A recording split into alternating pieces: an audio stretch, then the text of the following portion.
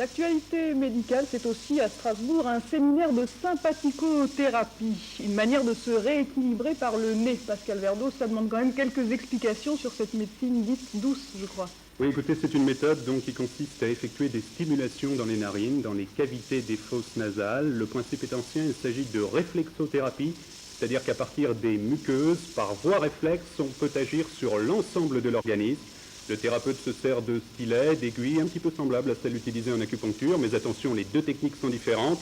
Pour chatouiller un point précis, pas pour piquer. Et là où le bas blesse, c'est qu'il faut poser au départ un diagnostic solide et posséder de solides connaissances médicales. Et là, il faut bien dire que les disciples de cette médecine dite naturelle ou douce, finalement, ne sont pas tous médecins.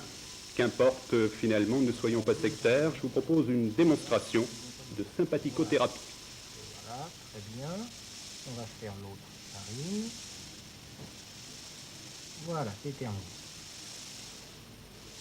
Le traitement consistait à aller toucher avec donc un stylet qui ressemble, si vous voulez, à une aiguille d'acupuncture, à aller toucher la partie la plus postérieure des fosses nasales pour contacter un point qui est d'ailleurs très efficace, notamment pour tous les problèmes de dépression et tous les gens qui ont des difficultés d'insomnie notamment. Les fosses nasales sont le point de départ du système neurovégétatif qui est tout le système nerveux qui entretient toutes les fonctions de l'organisme.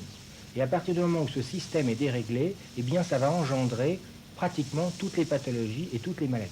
Vous avez ici ce qu'on appelle une somatotopie, c'est-à-dire vous allez avoir la représentation d'un homme à l'intérieur des fosses nasales. Et cette représentation correspond aux différents éléments anatomiques. C'est-à-dire que si par exemple vous avez un problème de psychisme ou de maux de tête, eh bien on va traiter cette zone-là. Si on a un problème digestif au niveau du plexus solaire par exemple, on traitera cette zone-là. Si on a un problème génital ou des troubles des règles, on traitera cette zone-là. Bien, alors maintenant, je vais vous traiter avec une émission de photons par une fibre optique. Vous allez voir, c'est absolument pas douloureux. Voilà. Alors, voilà. On va toucher le point. Vous savez aussi bien que moi que dans le cas d'anxiété ou d'insomnie, ce qui compte finalement, c'est pas le geste thérapeutique, c'est la relation avec le malade. Très souvent, mais enfin, ce sont des gens qui ont également eu des analyses sans résultat et qui, grâce à cette technique, trouvent enfin une solution à leurs problèmes. Parce que ce qu'il faut voir, c'est que nous, en tant que sympathicothérapeutes, nous trouvons des solutions aux problèmes des gens qui n'en trouvent pas auprès des médecines classiquement faites. Pourquoi n'êtes-vous pas reconnu alors officiellement ? Eh bien, parce que cette technique est une technique très peu utilisée, très peu pratiquée, qui n'appartient à aucune nomenclature. C'est pas comme l'acupuncture ou même l'ostéopathie. C'est une technique qui échappe pour l'instant à toute rationalisation médicale.